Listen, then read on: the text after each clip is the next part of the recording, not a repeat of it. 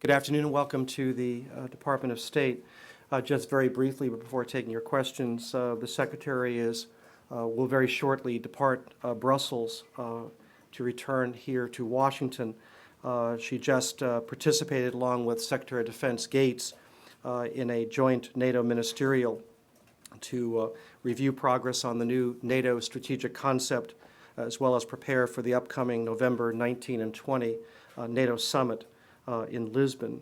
And earlier in the day, she had the opportunity to meet with EU Council President Van Rompuy, EU Parliament President Buzek, as well as other EU parliamentary leaders.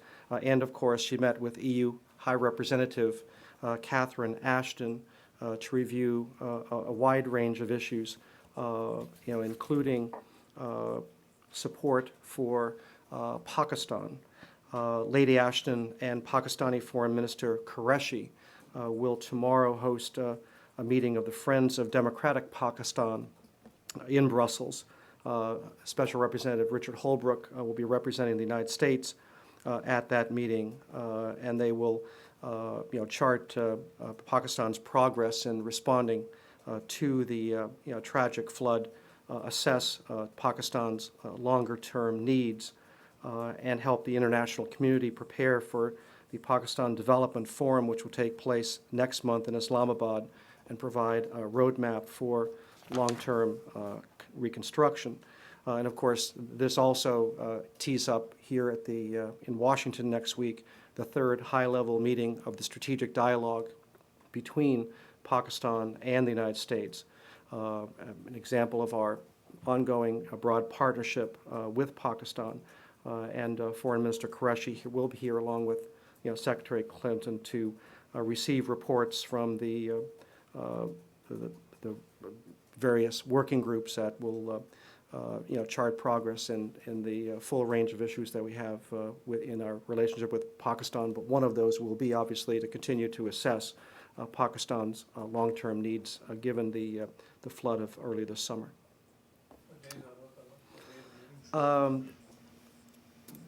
That's the tail end of next week. It will be 3 or 4 days. I thought it was Wednesday to Friday. With the plenary on Friday. Right, is that right? Exactly. Okay. Can we go to Sudan? After the 9 days of, I think you described them as successful talks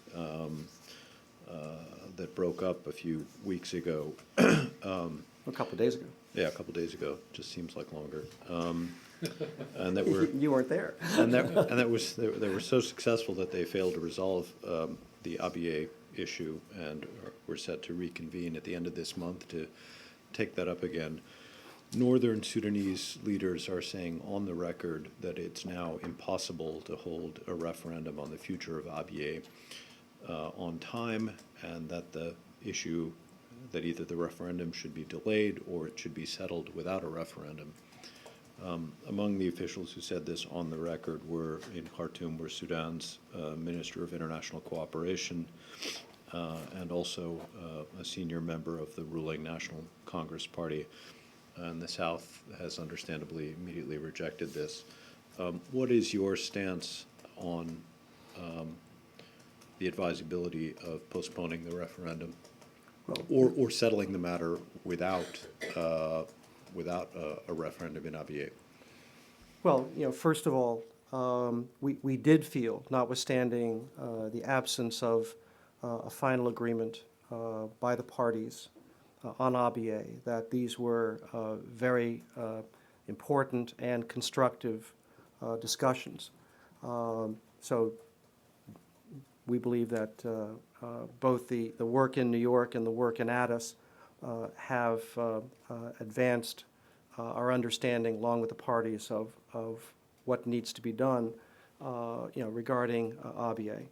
The parties themselves, have committed to, full implementation of the CPA, and that includes a referendum on Abyei that is scheduled for January 9th.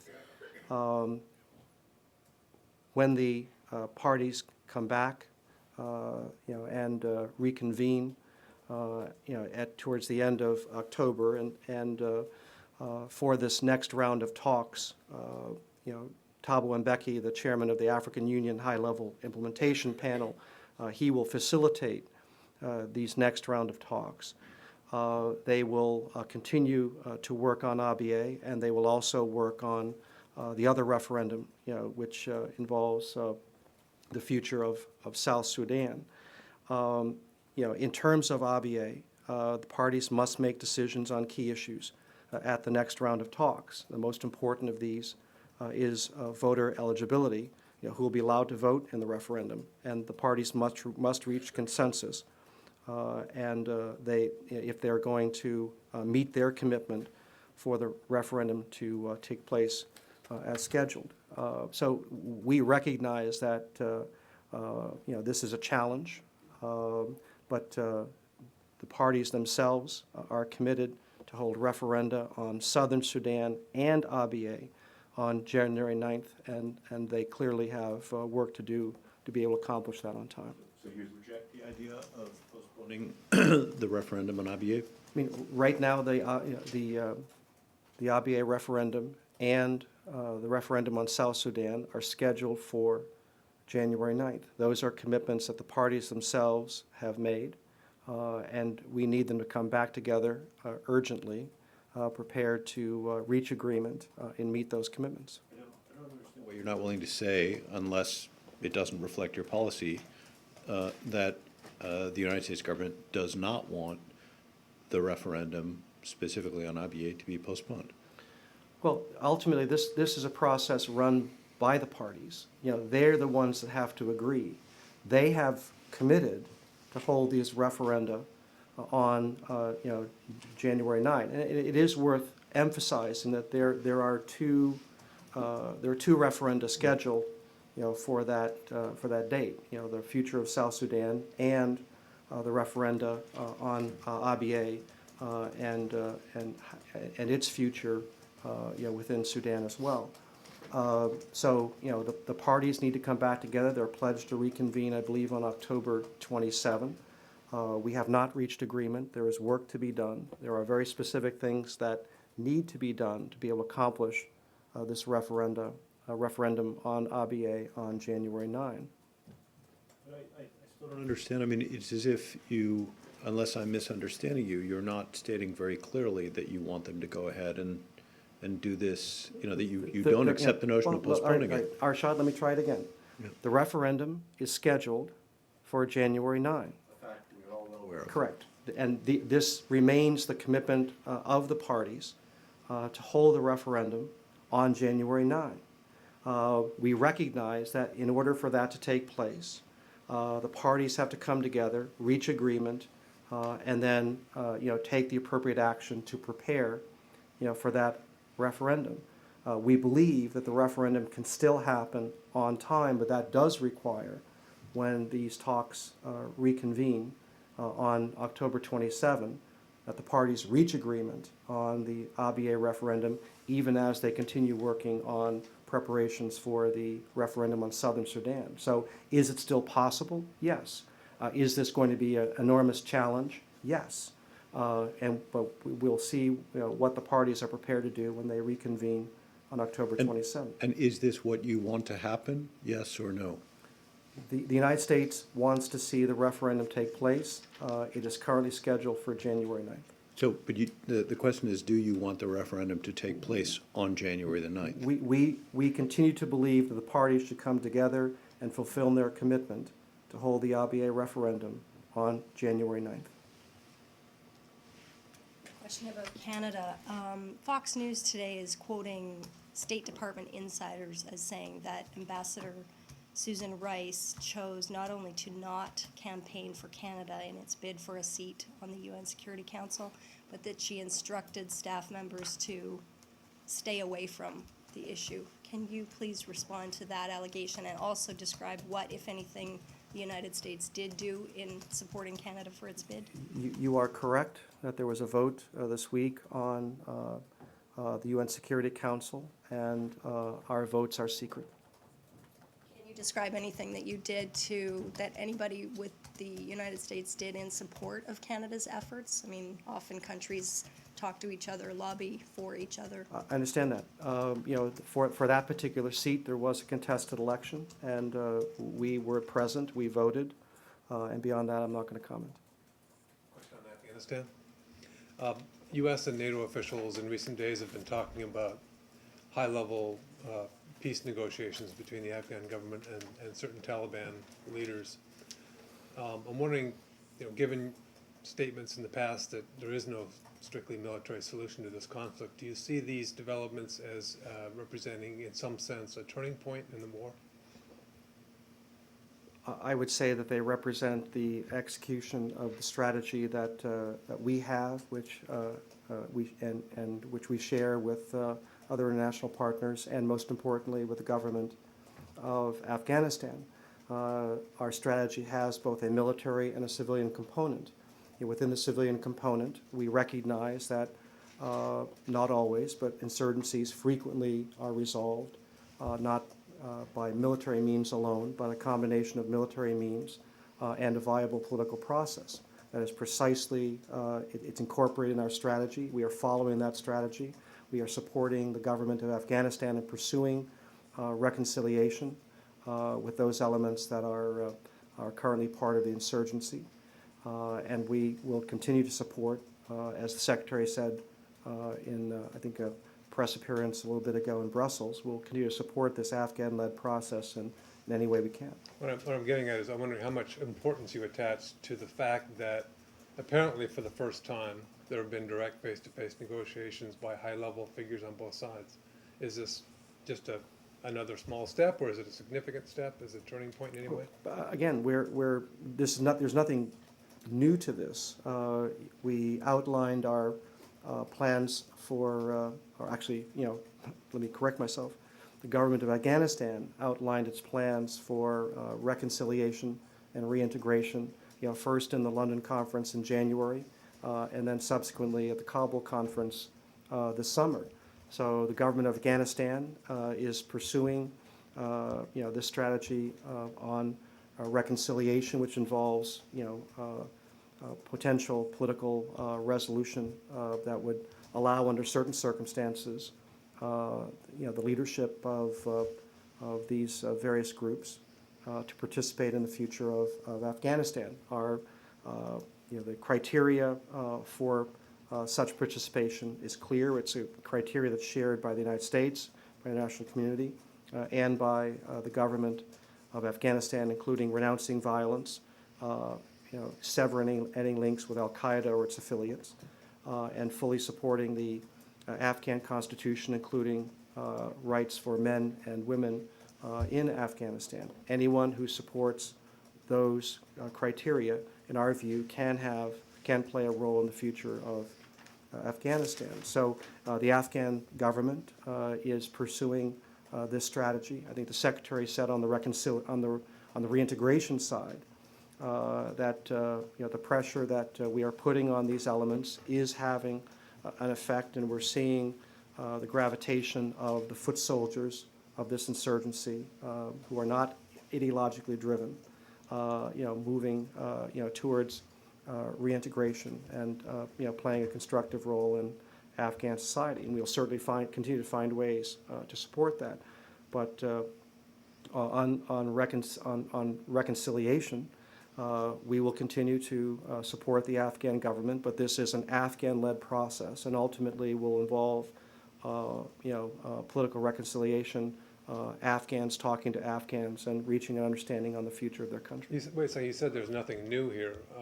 Is there nothing new about the fact that high-level officials from the Taliban as well as the Afghan government are having direct negotiations? Is that not new? As to the nature of those meetings, how many, who's involved, I would defer to the Afghan government to describe that. But you know, we set this out all through this year that there would be a process of reconciliation, and that process is underway. I understand the concept is not new, but haven't there been new developments? I just want to make sure I understand what you're saying by this. There's nothing new here. Well, I mean, all I say is we you know, what these stories underscore is that we are actually pursuing both the military and civilian components of the strategy that the President outlined and agreed to late last year. Presumably, you know who the leaders are that are speaking with the Afghan, who are they from the Taliban? Well, this is a Afghan-led process, so the Afghan government knows who they are. But they haven't briefed you on this? Well, as we have said, we're supporting this process. I'm not going to go into details on how we're supporting this process. We have some knowledge of these meetings, but these are Afghan-led meetings. So you know who they are partly because NATO has provided safe passage to these leaders in America. Again, since we are facilitating and supporting this process, we have some knowledge of what is taking place, but this is an Afghan-led process. You mentioned earlier that Secretary Clinton mentioned the acceleration of the reintegration program. Can you give ballpark figures on how many Taliban foot soldiers have joined that Again, reintegration process? probably, better questions to be directed to the people on the ground. But we believe that the pressure that we're putting on the Taliban on the ground is having the right effect. PJ, you said that anyone who subscribed to the conditions that you described could play a part in the future of Afghanistan. I won't rehearse the conditions, they're in the transcript. Does that include figures like Mullah Omar? Well, as the Secretary said in her press avail in Brussels, it remains to be seen what the response by various Afghan or Taliban factions will be. If you look at Afghan culture, this is frequently a way within Afghan society that various groups resolve conflict. So I'm not going to predict who may or may not take advantage of the reconciliation process. Clearly, we recognize Mullah Omar's responsibility and support given to bin Laden and the 9/11 plot. We can't imagine him playing a constructive role in the future of Afghanistan. But ultimately, these are decisions that will be made by the Afghan government. So if he changed his spots, that's okay? Again, standing here from the standpoint of the United States, we have great skepticism that Mullah Omar is going to be one of those people who takes advantage of this process. But again, these are Afghan decisions. This is their country. We're talking about their future. We're talking about their political process. We're not going to impose, our thoughts on their process. Afghanistan is sovereign. We have laid out criteria. The Afghan government agrees with those criteria.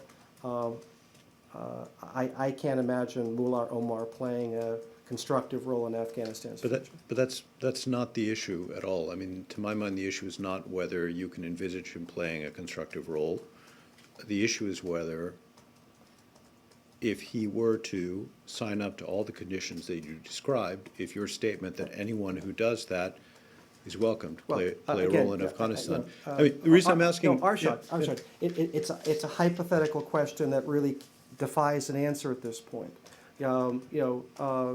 Our focus on Mullah Omar is, from a U.S. standpoint, is based on his complicity in the support of Al Qaeda that led to the plot of 9/11.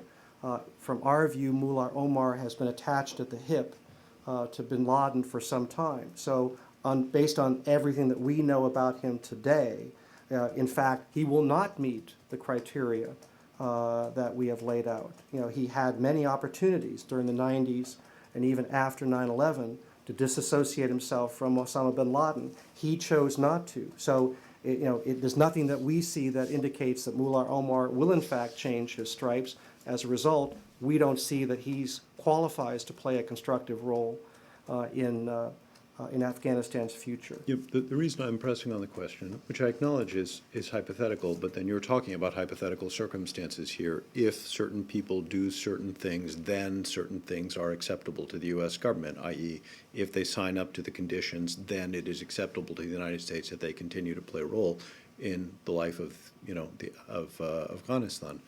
And the reason I ask is that the previous administration, I think, drew a much clearer and brighter line the speech that the former President Bush gave within weeks of 9/11 made very clear that anybody who supported al-Qaeda was therefore an enemy of the United States. I don't think we would have heard spokesmen leaving even a scintilla of a possibility that somebody like Mullah Omar And could fall into I that just- category. I just laid out for you that based on everything that we know today about Mullah Omar, he has not changed his stripes. He has not disassociated himself, from Al-Qaeda, and thus he remains an enemy of the United States and cannot, in our minds, envision him playing a constructive role in Afghanistan's future. But just last one for me on this. I mean, Go ahead. if he did change his spots or stripes, the basic point is if your earlier statement is accurate, that anybody who signs up to those conditions can play a role, then he can play a role if he changed his spots. Again, there's nothing that we know that would suggest that Mullah Omar would qualify. Courtney.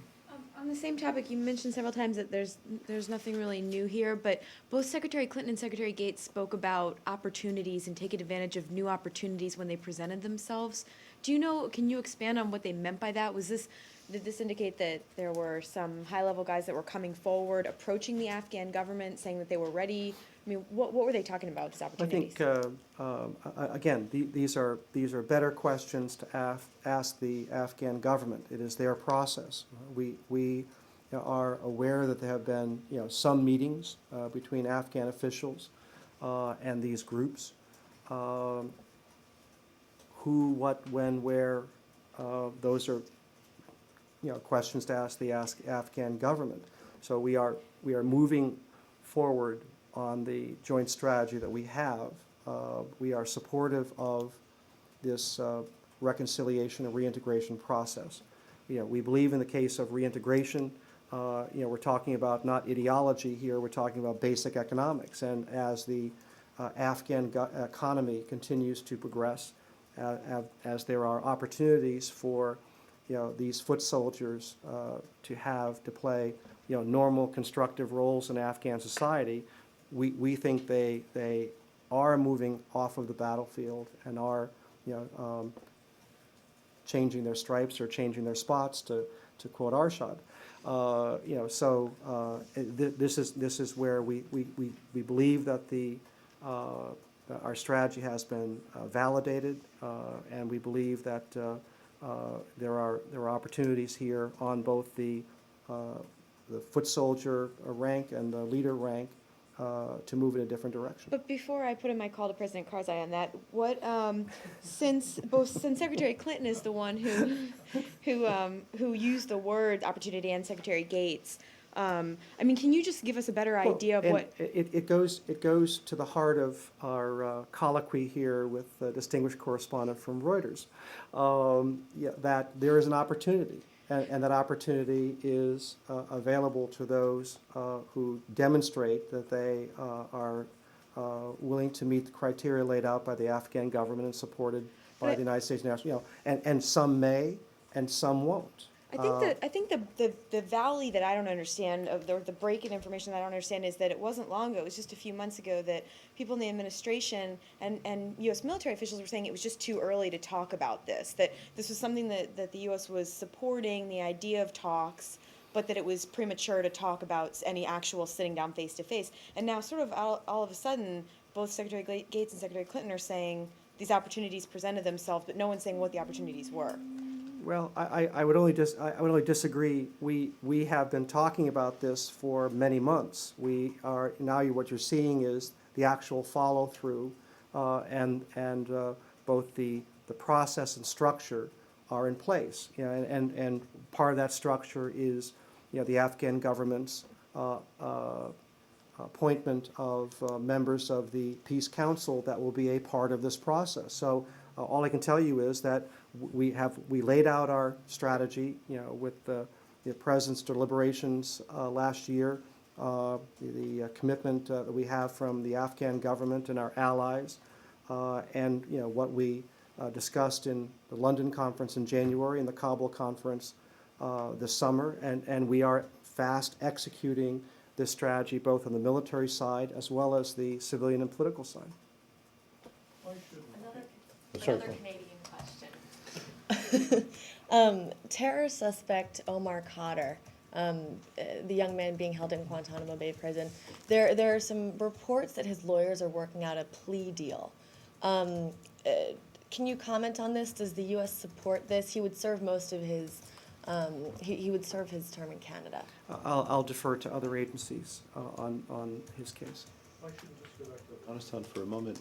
Why shouldn't people conclude that after a decade of warfare and the expenditure of considerable numbers of American and Allied lives and significant amounts of U.S. taxpayer and other countries' taxpayers' money, that a decade later you've come to the conclusion that you just can't defeat the Taliban, and so your only bet, your best bet, is to just try to work out a deal with them if they'll change their outlook?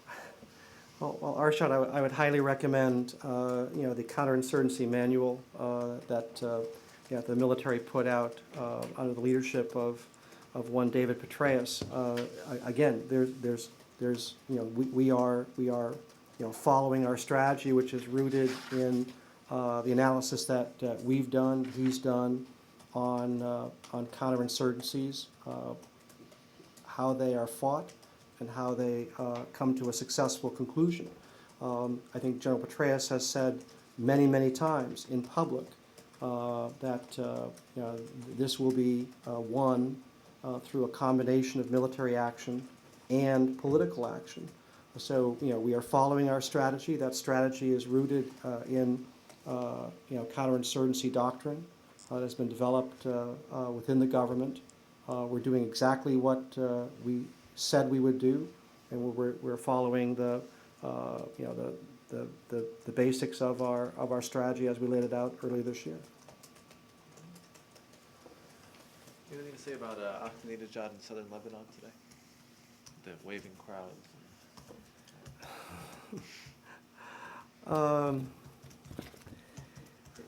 His travel to southern Lebanon, is solely to rally Hezbollah, which continues to serve as Iran's proxy in Lebanon.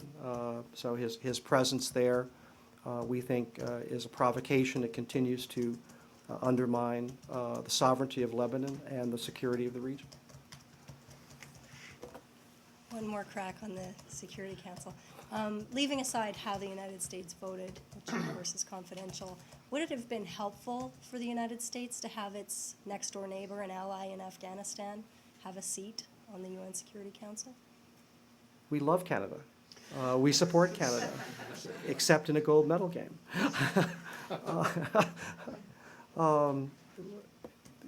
Again, all I can tell you is that there was a contested seat. I'm sure it was a hard-fought contest, and beyond that, we did vote, but I'm not going to go any further. Was the United States disappointed in the way it turned out? Give it a shot. We have the opportunity to work with Canada in many contexts, bilaterally, multilaterally. We love Canada, we support Canada, and we do great and productive work with Canada. Let the record reflect that you are blushing. I'm still remembering the Sidney Crosby goal. You're not going to get over that for a while. So that's why you voted against it.